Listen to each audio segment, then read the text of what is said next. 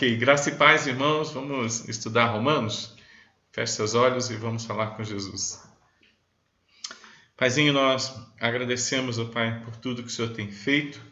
Nós te agradecemos pela tua graça maravilhosa ali na cruz do Calvário, pela justificação. Obrigado por nos amar, por nos comprar com seu sangue precioso, Pai. Nós te louvamos e pedimos agora sabedoria, Senhor, para podermos estudar a carta de Paulo aos Romanos. Por favor, Pai, fala conosco, ministra aos nossos corações, em nome de Jesus.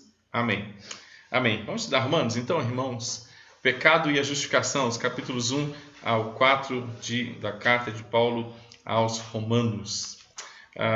Paulo diz assim em Romanos capítulo 1, versículo 16 e 17: Eu não me envergonho do Evangelho, porque o Evangelho é o poder de Deus, para a salvação de todo aquele que crê, do judeu, do grego, visto que a justiça de Deus ela se revela no Evangelho de fé em fé, como está escrito: o justo vive pela fé, seja ele justo judeu, seja ele justo grego, a base para a existência dele é a fé. E a fé nada mais é do que convicção daquilo que está escrito na palavra do Senhor. Então o justo ele vive por aquilo que está escrito, por aquilo que é fundamento, por aquilo que foi feito pelo Deus onipotente, onisciente e onipresente ali na cruz do Calvário. A estrutura da nossa fé é aquilo que foi feito por Jesus de Nazaré. Só para rimar um pouquinho. A estrutura da fé é o que foi feito por Jesus de Nazaré na justificação. E hoje, por uma gratidão, nós vivemos a santificação, aguardando então a nossa glorificação. Para ensinar sobre fé em Jesus como único meio para a salvação, Paulo se fundamenta na glorificação do nome de Deus. Tudo é para a glória do nome de Deus. Nós nascemos para a glória de Deus, nós vivemos para a glória de Deus, nós existimos para a glória de Deus, E tudo que fazemos e tudo que o Senhor faz é para que seu nome seja glorificado. Tudo que o Senhor faz é para que seu nome seja glorificado e para que nós amadureçamos. Então, o que está em foco sempre é que o Senhor seja glorificado, que nós amadureçamos, mas que o Senhor também seja glorificado na nossa maturidade espiritual. A gente vai estudar Romanos, as 4 partes dos 16 capítulos. A primeira parte fala da condição pecaminosa humana, O homem, ele é depravado, ele não vale nada, ele não tem em si nada que preste. E a gente vê o Senhor, então, olhando para esse ser que não tem condição nenhuma de viver para a glória dele e o justificando, dos capítulos 5 a 8, E depois esse povo que é justificado pelo Senhor, entendendo a eleição, a predestinação, vivendo agora para a glória de Deus. E como diz os capítulos 12, 13, 14, 15, 16, vivendo a nova vida. Então, Romanos não é tão complicado como a gente imagina. Romanos ele tem o seu propósito. Ele mostra para todos que todos somos iguais.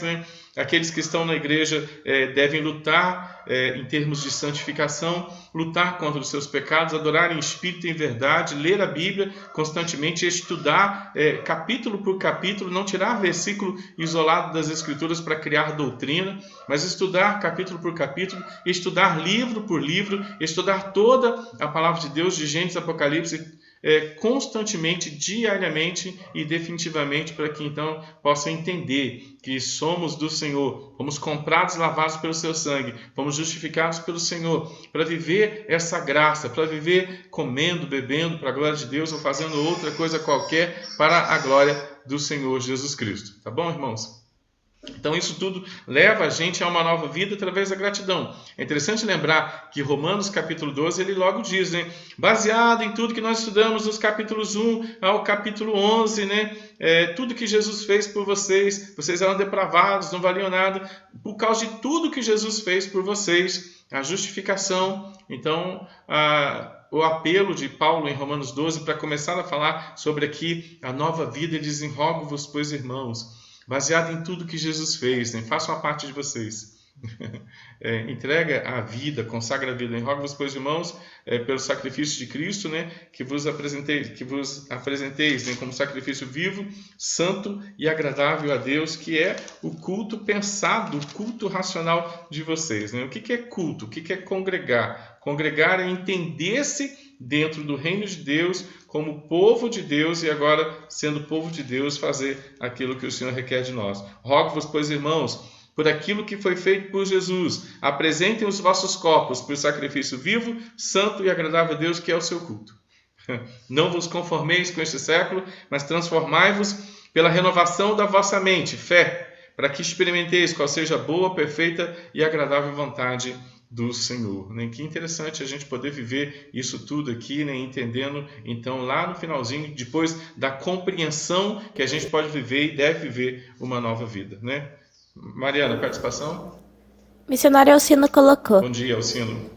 O apóstolo expressa nestes versículos o propósito de toda a epístola. Declara que o único método da libertação da condenação é na fé, na misericórdia de Deus por meio de Jesus Cristo.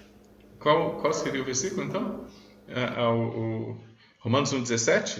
1,16? Tá bom, vamos lá, vamos caminhando, Vamos pensar então, irmãos, nessa primeira parte. Obrigado pela participação, Só fala pra gente, Alcino, qual o versículo que você pensou aí? Aí o apóstolo expressa nestes versículos o propósito de toda a epístola, Romanos 12, Romanos 1, quais são os versículos que você pensou aí? Mas vamos lá, aí o Alcino daqui a pouco já fala pra gente quais são os versículos, Capítulo 1 ao 4, quando a gente fala da condição depravada e pecaminosa humana geral, judeus e gentios, gente, vamos chamar os judeus, gente dentro da igreja, gentios, gente fora da igreja. Gente de dentro da igreja e gente de fora da igreja na mesma condição de depravação. Aí Paulo pergunta, o que se conclui? Romanos 3,9, o que se conclui? Temos os de dentro da igreja alguma vantagem? E ele responde, não, de forma nenhuma, pois já temos demonstrado que todos, tanto judeus como gregos, estão debaixo do pecado, sem a lei, oferecendo vantagem nenhuma para aqueles que estão dentro do contexto do templo, dentro do contexto que a gente vai chamar de igreja. Então, não tem diferença. Todos são depravados e todos estão, os que deveriam estar lutando, que seriam os judeus, de dentro dos aspectos de Antigo Testamento, de Gênesis a Malaquias, eles deveriam estar lutando contra o pecado, lendo a palavra de Deus e crendo em Jesus Cristo. Só que eles não criam em Jesus Cristo. Eles estavam vivendo numa depravação muito angustiosa e depravada. Também os de dentro da igreja. Então, para todos que Paulo está falando no capítulo 1 ao 4. Paulo revela a eficácia de Cristo em lidar com o pecado, de modo que ser justificado diante de Deus se baseia na fé somente, através da fé. A justificação, ela vem através da fé. A justificação não tem relação nenhuma com obras, através da fé somente. E Abraão, pai de todos os justificados, serve de exemplo. Capítulo 4, versículo 16 e 17, vai dizer assim, essa é a razão porque provém da fé, para que seja segundo a graça de Jesus, a fim de que seja firme a promessa para toda a descendência, não somente ao que está no regime da lei, mas também ao que é da fé, que teve Abraão, porque Abraão é pai de todos nós, como está escrito, por pai de muitas nações te constituí. A gente não tem condição de gerar fé na gente, não existe fé no homem. O Senhor dá de presente a fé, e a partir do momento que a fé vem, as obras também vêm. As obras de adoração e proclamação do Evangelho também alcançam aqueles que são alcançados pela fé. Mas não há fé, não há obras para que se tenha fé. Existe a fé para que se tenha obras. Não são a partir das obras, é sempre a partir da fé. E a fé nunca foi algo que existiu no ser humano. Participe, Mariana. O Alciano colocou aqui os textos, Romanos 1, 16 e 17. Show. Muito obrigado, Alcino. Isso mesmo, A base de toda a teologia, de toda essa vivência na justificação, estão nos Romanos capítulo 1, versículo 16 e 17. Muito obrigado, meu irmão. Deus abençoe você, viu? Capítulo 4, versículo 9 e 11 diz assim, vem, pois, esta bem-aventurança exclusivamente sobre os circuncisos ou também sobre os incircuncisos? Visto que dizemos, a fé foi imputada a Abraão para a justiça. Como, pois, lhe foi atribuída, estando ele já circuncidado ou ainda incircunciso? Não no regime da circuncisão, e sim quando incircunciso. Ele recebeu o sinal da circuncisão como selo da justiça da fé que teve quando ainda era incircunciso, para vir ser o pai de todos os que creem, embora não circuncidados, a fim de que lhe fosse imputada a justiça. Esse texto parece meio complicado, mas ele diz assim, quando foi que Abraão foi chamado e desenvolveu fé? Quando ele já tinha passado pelo batismo do Antigo Testamento, que era a circuncisão, ou antes ele recebeu o batismo do Antigo Testamento, que era a circuncisão? Foi antes. Ele foi alcançado com fé antes, né? Então é interessante porque não tem relação com nenhum tipo de obras, nem as obras rituais do Antigo Testamento, e nem qualquer tipo de ritualismo, né? Não é através de ritualismo que se tem a fé. A fé vem do Senhor, a justificação vem do Senhor. Tudo é obra de Jesus para que a gente, através do crer, eu creio naquilo que foi feito, a gente comece agora a ser adorador e ser proclamador das virtudes de Cristo e passe agora a viver a consciência da justificação, vivendo um novo estilo de vida como gente justificada. Todo justificado crê na obra de Cristo, todo justificado vive a santificação com gratidão no seu coração e caminha para a eternidade, né? Isso é a base e o resumo, né? Então vamos trabalhar isso tudo, irmãos. O início da carta.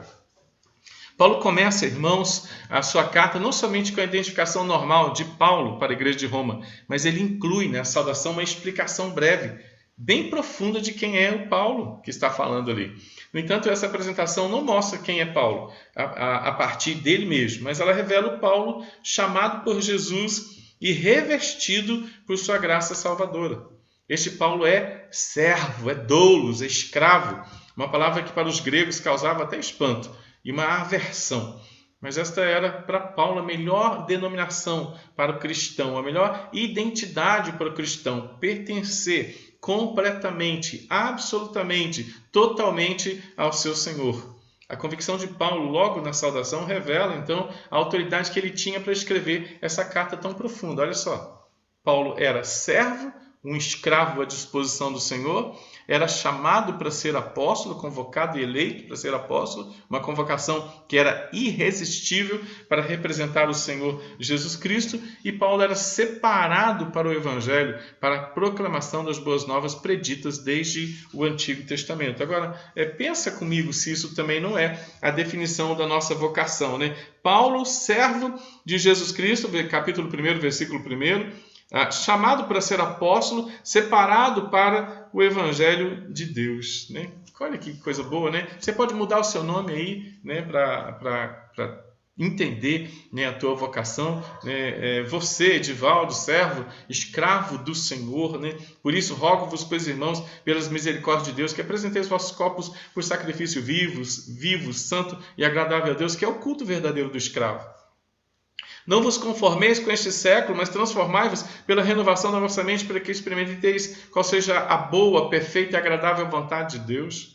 A gente não está aqui para satisfazer a nossa carne. A gente é escravo, voluntário, feliz, completo, absoluto, pleno naquilo que foi feito por nós na cruz do Calvário. Somos escravos de Jesus Cristo. Fomos chamados para viver o apostolado, uma convocação irresistível. Somos representantes do Senhor Jesus Cristo, né? Não com as marcas dos sinais e maravilhas que eles faziam, mas com a consciência doutrinária, com a doutrina dos apóstolos no nosso coração. Fomos separados para o Evangelho, para a proclamação das boas novas. Somos aqueles que congregam dentro da igreja e congregam também quando estão fora da igreja, porque somos a igreja de Jesus Cristo espalhado por este mundo para viver as boas novas da graça redentora de Jesus Cristo, né?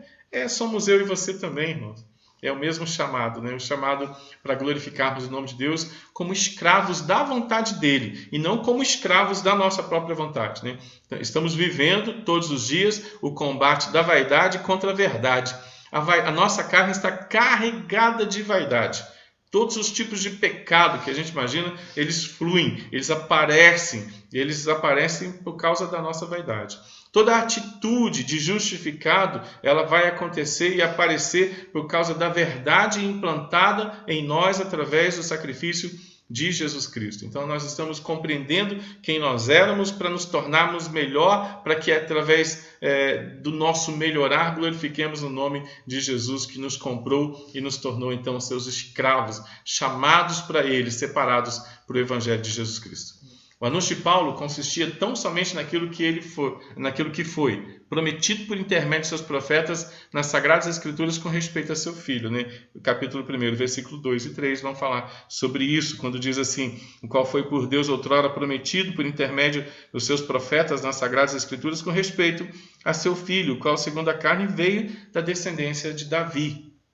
O apóstolo anunciava Jesus. Jesus não era nem uma importante figura grega, nem importante figura romana, ou nenhum dos seus inúmeros deuses, e nenhum guerreiro israelita. Jesus era simplesmente o Deus encarnando, né, e vindo morar e dar sequência na sua história que ele começou fazendo o Éden, escrevendo o Antigo Testamento, agora escrevendo, dando cara para o Evangelho e doutrinando a sua igreja para viver em torno dele e para a glória do seu nome. Okay? Ele é o próprio Deus, Criador, ele é o sustentador de tudo, que veio até os homens, nascendo na descendência de Davi, para revelar sua misericórdia aos homens pecadores que foram eleitos, predestinados por Deus para serem salvos, né?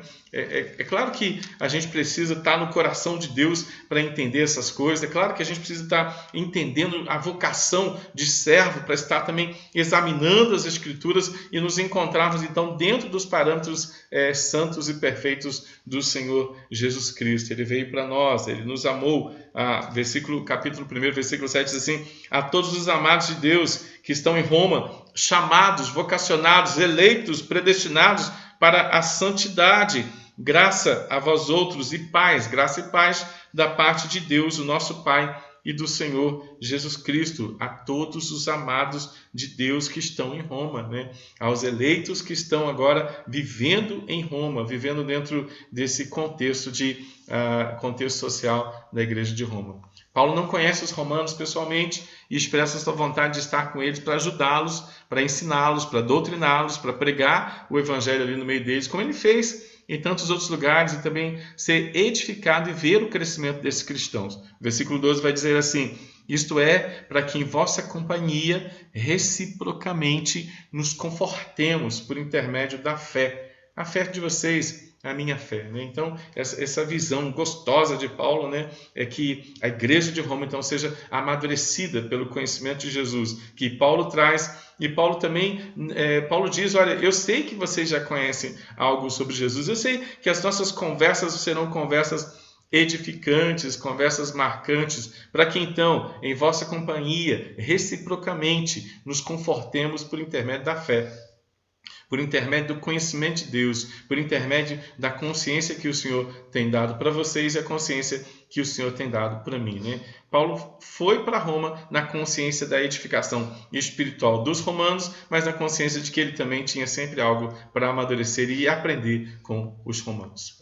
O que Paulo quer é compartilhar para muitos aquilo que é a sua própria vida, o Evangelho de Cristo. Paulo é servo, apóstolo, tem um chamado para ser o que ele é. Entre qualquer pessoa, bárbaro, grego, sábios, ignorantes, né? Versículo 14 ao 15 do capítulo 1 ensina isso. Não há dúvida em Paulo, não há pensamento duplo. Paulo não vive uma vida cristã dentro do contexto cristão e outra fora do contexto cristão. Não cabe essa atitude para o apóstolo e essa convicção íntima e sincera da vida com o Senhor, dá a ele, então, a autoridade necessária para falar de assuntos que até hoje causam espantos. Paulo rasga a natureza humana, expõe claramente todos na mesma condição de pecadores, judeu, gentio, ninguém, todos eles, tanto judeus, gentios, todos eles são totalmente depravados, né? Isso é interessante porque dentro do contexto do judaísmo eles sempre se sentiram melhor do que os outros porque Abraão vinha dos judeus. Abraão era um judeu e para eles o judaísmo era um clube dos salvos, né? Não era um quartel-general de expansão do evangelho da graça de Deus, mas era um clube dos salvos. E aí quando o Senhor Jesus usa não mais o clube dos salvos, mas agora o quartel de expansão evangelística por todos os lados, causa espanto, porque os judeus sempre se sentiram melhor. Eles tinham uma autoestima muito elevada em relação a Deus, mas uma autoestima completamente alicerçada no legalismo do Antigo Testamento, na lei do Antigo Testamento que nem eles conseguiam obedecer. Mas eles se posicionavam, tinha uma pose, né, muito bonita de pessoas que obedeciam à lei, mas eles não eram obedientes à lei. Eles eram também tão depravados, o capítulo 2 vai ensinar isso, o capítulo 1 fala assim, o povo que está fora é tudo depravado, né? Mas aí no capítulo 2 ele diz, mas o pessoal que está dentro também é depravado. E aí quando o pessoal que está dentro começa a entender que eles também são tão depravados, o pessoal do capítulo 2 começa a entender que eles são tão depravados como o pessoal do capítulo 1 de Romanos, aí vem o capítulo 3 para dizer que todos pecaram e todos carecem da glória de Deus. Vem o capítulo 3 para afirmar que todos somos pecadores e precisamos da mesma graça, né? Tanto os gentios do capítulo 1, completamente derrubados e caídos, né? Debaixo da ira de Deus, como aqueles que são judeus, mas não obedecem ao Senhor, que não têm amor, que não entenderam a graça, que não entenderam a disposição da justificação, todos eles precisam ser alcançados pela graça divina e viver para a glória de Deus e entender a justificação como aquilo que nos une com as pessoas deixa eu tentar explicar isso melhor. A depravação nos une e depois a justificação também nos une para a santificação. Consegui. Vamos lá, vamos caminhar. Por saber que as coisas de fato são assim, Paulo não se envergonha em anunciar aquilo que é o poder de Deus para resgatar e tirar o homem da depravação. É somente o Evangelho, o conhecimento da graça, que pode tirar os homens da depravação do capítulo 1 e que pode tirar os gentios da depravação do capítulo 1 e os gentios e os depravados judeus do capítulo 2. Né? Somente a justificação, somente a graça eterna de Deus pode fazer isso. E Paulo não se envergonha de ser escravo. Paulo não se perde nos sofrimentos e nem das honras dessa vida. Seu alvo maior é seu anúncio e mais impactante, sua palavra vai mexer agora nos conceitos de pessoas com pensamentos diferentes. Sejam judeus, sejam gregos, porque o que ele quer é mostrar a justificação do Senhor, a graça do Senhor que leva, então, agora o justo a viver pela fé. Seja o justo que antes era judeu, seja o justo que antes era gentio. Porque a gente vive no princípio de reevangelização do povo de Deus, de dentro da igreja. O povo de Deus tem que ser constantemente reevangelizado, porque as podridões deste mundo chamam de maneira impressionante a atenção do povo de Deus. É por isso que Paulo também escreve nesse mesmo tempo que não somente a carta de Paulo aos Romanos, mas também a carta de Paulo aos Gálatas, dizendo assim, estou admirado de ver quão rápido vocês abandonam o conhecimento do Evangelho para viver novamente legalismos, para viver novamente misticismos, para viver, vou usar um termo mais moderno, para viver questionando a soberania de Deus, arminianismo, para viver um liberalismo, um legalismo, uma loucura evangélica. E tudo em nome do Senhor, e tudo com a Bíblia na mão, irmãos. São conceitos que vão nascendo dentro da igreja e que precisam ser filtrados constantemente através da justificação. Quando se cita Romanos 1, 16, 17, quando o homem lembra que o justo vive pela fé, o homem entende que a igreja não funciona sem fé. E constantemente as pessoas querem trocar a fé por alguma outra coisa. E por isso que a igreja precisa vigiar, por isso que a igreja precisa constantemente, diariamente, anualmente, mensalmente ler a palavra escrita de Deus. A gente não pode mais ficar sem a leitura das Escrituras, porque adorar a Jesus Cristo é combater os pecados da carne e ler as Escrituras. Está escrito lá, por boca de Jesus para a mulher samaritana. Os verdadeiros adoradores adoram o Pai em espírito e em verdade. Em espírito, combatendo a carne que é pecaminosa e em verdade lendo as Escrituras. E assim a gente vai compreendendo a graça e assim a gente vai se vacinando diariamente para não viver essa questão, essa disposição para aquilo que combate a fé diariamente. Toda vez que você quer combater a vaidade com a verdade, você vai entrar na guerra espiritual da carne. Os legados antigos, de carnalidade, que alimentam a vaidade, desde lá do Éden, estão carregados no ar, estão carregados na atmosfera da existência humana e querem combater a nossa convicção, para abaixar a nossa convicção, para trazer raciocínio para a vaidade, para que abandonemos a verdade. Essa é a nossa luta diária. Você está passando por essa luta hoje, nós passamos por essa luta hoje. Às vezes nós nos posicionamos como judeus. É para nós o plano de Deus, mas se você não lê o plano de Deus, como você vai saber qual é o plano de Deus? Aí você olha para os gentios e fala, os gentios estão tudo perdidos, estão perdidos porque aqueles que foram achados não levam a salvação para aqueles que estão perdidos. Porque aqueles que deveriam ser encontrados como os judeus do capítulo 2 estão vivendo a vaidade novamente e abandonando a verdade, ao ponto de Paulo poder dizer também para judeus romanos, né, que me admira que vocês já estejam passando do verdadeiro evangelho para outro evangelho. Irmãos, constantemente, diariamente, nós vamos lutar contra outro evangelho. É isso que Paulo está dizendo. Você acha que não é gentio, você acha que é judeu, mas judeu e gentio que creem no Senhor vivem pela fé.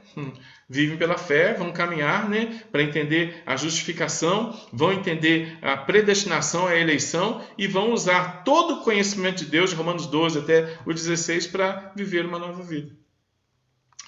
Depravação humana, irmãos. Paulo retrata o triste quadro da condição humana, seja judeu, seja gentio, começando com a pecaminosidade dos gentios. A idolatria leva tanto a adoração da criatura quanto à injustiça e ao ódio de todos os tipos. Capítulo 1, versículo 18, né, ao 32, depois que Paulo diz que ele vai viver pela fé, o justo vive pela fé, versículo 18 até o versículo 32, né, que encerra então o primeiro capítulo, fala de muitos pecados. Muitos pecados. Depois você dá uma lida aí, né, na sua casa, capítulo 1, versículo 18 a 32, fala da injustiça, fala de ódio de todos os tipos, né, fala de toda a pecaminosidade humana que está fora da igreja, mas que também está no pensamento dentro da igreja. Toda a base para a explanação de Paulo acerca do Evangelho para os romanos está fundamentada agora na ira de Deus nesse contexto, né? O ponto de entendimento da vida cristã que vai gerar filhos gratos e adoradores está na compreensão da justiça de Deus, a qual revela o nível baixíssimo de todo ser humano diante da grandeza e santidade única somente do Senhor. Assim que Paulo lança a questão da justiça de Deus, ele fala da ira de Deus como consequência também, né? Mas o evangelho do qual Paulo não se envergonha não é amor. Por que então ele começa falando da ira de Deus? Olha que interessante, né? Porque para compreender a extensão do amor de Jesus, eu primeiro preciso saber quem eu sou, ou aquilo que eu fui, o que eu faço, o que eu fazia, e o quanto por mim mesmo eu deveria estar longe de Deus. Que interessante, né? Às vezes a gente quer evangelizar e a gente quer evangelizar com a palavra errada. Deus te ama, Jesus te ama. E está errado, irmão. Está errado. Olha aí, capítulo 1, capítulo 2, Paulo fala assim, os gentios estão debaixo da ira de Deus. E as pessoas que não estão levando Deus a sério estão debaixo da ira de Deus. São depravados, não valem nada. E a gente já chega dizendo, Jesus te ama, Jesus te ama. Irmão, a gente tem que contar para as pessoas que elas têm pecado contra o Senhor. Que a vaidade é um absurdo contra o Senhor. A gente está usando o Evangelho de maneira errada. Primeiro a gente conta para as pessoas o quanto elas são depravadas. E elas se rendem então ao Senhor dizendo, meu Deus, o que será de mim? Eu mereço o inferno. E aí, a partir disso, a gente fala, olha, não somente os que estão no mundo merecem o inferno, mas os que estão na igreja também merecem o inferno.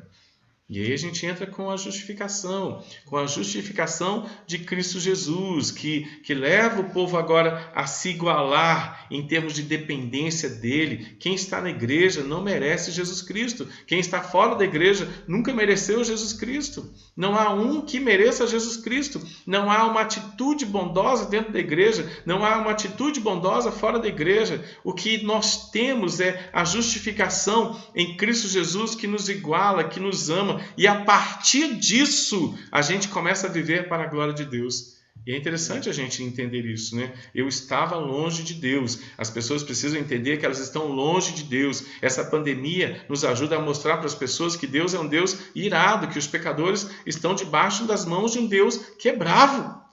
A gente quer apresentar somente um Deus amoroso.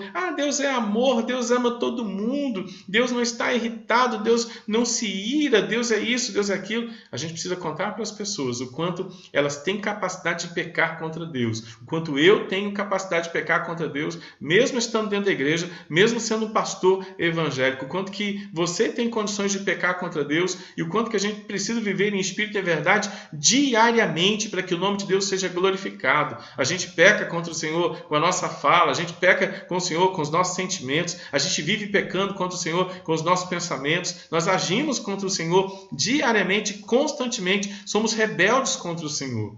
Isso que o capítulo 1 nos ensina, mas é isso que o capítulo 2 também nos ensina. Nós não merecemos o Senhor Jesus Cristo. E às vezes a gente vive de qualquer jeito, vivendo as vaidades da carne, não lutando contra as vaidades da carne. Contexto evangelístico, que começa revelando a ira de Deus, Paulo ensina qual é a condição de todos os homens. Qual é? São idólatras, são depravados e são decadentes. Olha que interessante, né?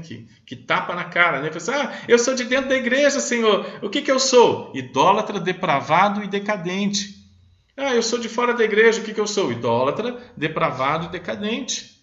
É nesse cenário que a palavra do Senhor é anunciada, para primeiramente resolver a questão principal de toda a Escritura, que a gente às vezes esquece. Deus precisa e deve ser adorado. E se a igreja perdeu essa visão, a igreja precisa voltar a adorar o Senhor Jesus Cristo. O povo de Deus precisa se dobrar novamente diante do Santo, Santo, Santo, Santo. A solução é nos dobrarmos. O Senhor está bravo no capítulo 1 porque está faltando adoração no seu trono. Está faltando louvor no seu trono. O povo está adorando a criatura. O povo está adorando pessoas. O povo está buscando recurso em dinheiro, buscando recurso em saúde, buscando recurso em educação, buscando recurso em informação. O pessoal está longe do Senhor. Pessoal, os gentios estão longe do Senhor, naturalmente estão longe do Senhor. Mas o povo da igreja está cada vez mais se distanciando do Senhor. O povo da igreja precisa ser redoutrinado, reevangelizado. O povo da igreja precisa voltar a conhecer os 5 pontos do calvinismo, precisa conhecer os 5 solas da graça, precisa conhecer de novo as Escrituras, Pentateuco, livros históricos. O povo de Deus precisa voltar a ler as Escrituras. Somos depravados, nos afastamos de Deus diariamente. Temos facilidade de fazer isso. É isso que o Senhor está dizendo. É esse o puxão de orelhas do Senhor no livro de Romanos. Meu povo, volta para mim, volta para a adoração. Povo que ainda não conhece o Senhor precisa ser evangelizado, precisa ser informado de que há um Deus Todo-Poderoso. Há um Jesus que requer ser adorado. Há um povo que precisa ser informado de que esse Jesus está vivo, ressuscitou. Capítulo 1, um povo depravado sem informação. Capítulo 2, um povo dentro do templo achando que estava tudo bem. E aí o Senhor está tratando o coração do povo. O Senhor está rediscipulando o seu povo. O Senhor está trazendo de novo para o povo, né, as doutrinas da graça, para que o povo viva para a glória do seu nome. Deus não está sendo adorado, mas outras coisas estão sendo adoradas. Apesar dos atributos maravilhosos, do poder de Deus serem anunciados através da criação, Salmo capítulo 19, não há nem o reconhecimento inicial da glória de Deus. Cada vez mais as pessoas estão buscando explicações que comprovem a existência de todas as coisas a partir delas mesmas. Hoje nós temos os psicólogos, hoje nós temos os coachings, né, tentando levar as pessoas a viver a partir de si mesmas. E tem um monte de cristãos correndo atrás dessas coisas, de ações involuntárias e de coisas acidentais, né? Participação, Mariana. Cosma colocou. Olha, Cosma, bom dia, Deus abençoe. Somos todos pecadores e carecemos da misericórdia de Deus. E o Micael colocou. Nós não poderíamos compreender a totalidade do amor de Deus longe de sua santa ira contra os nossos pecados, porque é precisamente ao morrer sob essa ira que ele nos comunica a altura e profundidade do seu amor por nós. Se alguém quer um Deus sem ira, irá ter, da mesma maneira, um Deus sem amor. Eita, pastor, reverendo Micael, né? É isso? Deus abençoe, meu irmão, meu genrinho. Muito bem, meu irmão, é isso mesmo, né? Não existe a apresentação do amor de Deus sem a ira de Deus. Não existe amor sem ira, né? Como é que eu vou explicar o amor se eu não explico a ira, né? Por que ele me ama tanto assim? Porque você não vale nada. E primeiro, se você quer evangelizar uma pessoa, primeiro conte para ela quem ela é. Assuste ela. Assuste. Chega a dar um choque. Você não vale nada. Aí depois você diz assim, mas Deus gosta de você. E se ela conseguir entender a dimensão deste amor, ela vai entender então